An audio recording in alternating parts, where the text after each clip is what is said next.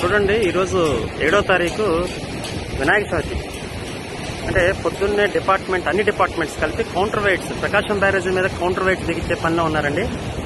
అంటే ఎందుకు తీస్తున్నానంటేనండి, ఇది కొంతమంది కళ్ళుండి చూడలేని, చెవులుండి వినలేని గుడ్డి వాళ్ళకి, సాక్షి న్యూస్ ఛానల్, సాక్షి పేపర్ చదివే అన్నం తినలేని అశుద్ధం తినే వాళ్ళ కోసం ఈ వీడియో అండి.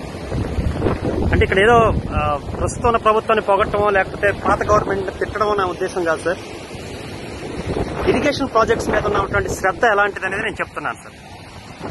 ఇదిగోండి, బెకామ్ అనే కంపెనీలో 72 hours లో హైదరాబాద్ ఉండే కంపెనీతో మాట్లాడి వాళ్ళతో తయారు చేయించేసి ఒక్కొక్క వెయిట్ 17 టన్నులు అటువంటి ఇలాంటివన్నీ కూడా తీసుకొచ్చి యుద్ధ ప్రాతిపదికన పనులు చేపడతా ఉంటే ఇంతకన్నా ఏం కావాలి సార్? ఇంకా రాష్ట్రం మీద కానీ ప్రాజెక్టుల మీద కానీ ఉన్న శ్రద్ధ గత ప్రభుత్వంలో కనీసం ఒక కేజీ గ్రీజు కూడా పెట్టకుండా ఇరిగేషన్ ప్రాజెక్టుని, బ్యారేజీల్ని అన్నిటినీ కూడా నిర్వీర్యం చేసినటువంటి జగన్మోహన్ రెడ్డి ప్రభుత్వం చేసినటువంటి తప్పిదాలకి ఇప్పుడు కడుక్కోవాల్సి వస్తుందండి. ఇవన్నీ కూడా ఇప్పుడే ఇరిగేషన్ శాఖ మంత్రి రామానాయుడు గారు కూడా వచ్చి బయటకు వెళ్ళిపోయారు.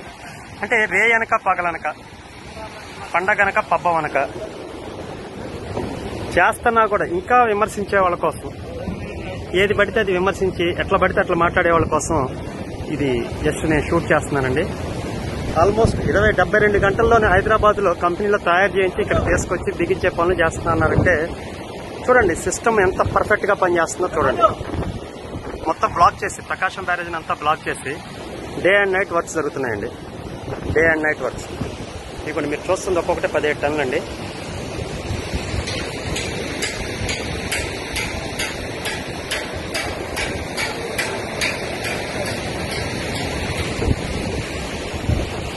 అట్లాగే ఈ బోట్లు కూడా తీయించే పనిలోనే ఉన్నారండి. ఇమీడియట్ గా ఈ బోట్లు కూడా తీయించేసే పనిలో అయితే మాత్రం ప్రభుత్వం ఉంది. ఇది బిగించిన తర్వాత వాటిని కూడా, అంటే అవి చాలా పెద్దవండి, అవి తీయాలన్నా కూడా చాలా, ఆ ఫ్లడ్ కొంచెం తగ్గితే తీస్తామని చెప్తా ఉన్నారు వీళ్ళు.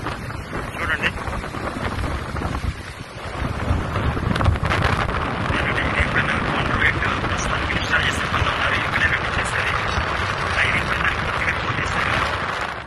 ప్రస్తుతానికి ఇక్కడ ఇన్స్టాల్ చేసే పనిలో ఉన్నారండి.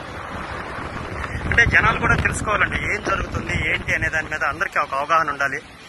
ఎవడో పడితే ఏదో వచ్చేసి ప్రెస్ ముందు మాట్లాడేసి మళ్ళీ వెళ్ళి జైలు చుట్టూ, కోర్టుల చుట్టూ మళ్ళీ బెయిల్ కోసం, పాస్పోర్ట్ల కోసం తిరిగే చెప్తారా డాష్ గాళ్ళందరూ మాట్లాడే మాటలకి, ప్రస్తుతం జరుగుతున్న పనికి తేడా తెలుసుకోమని చెప్తున్నానండి. సో అందరూ తెలుసుకుంటారని ఆశిస్తున్నాను సార్.